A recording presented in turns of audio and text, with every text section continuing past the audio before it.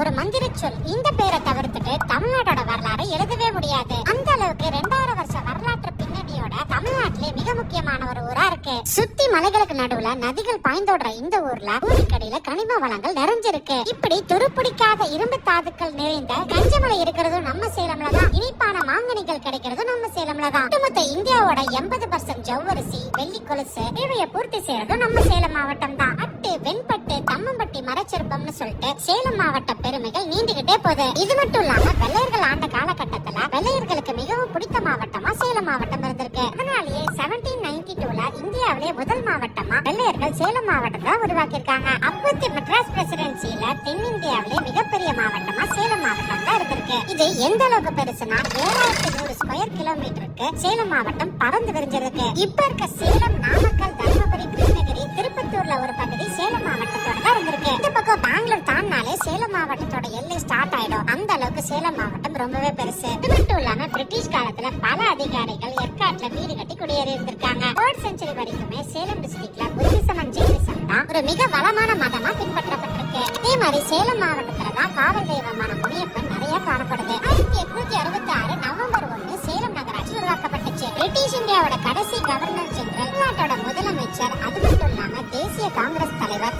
பிதா மகாத்மா காந்தியோட சம்பந்தியான ராஜாஜியோட அரசியல் பயணம் தொடங்கினது நம்ம சேலம்ல தான்.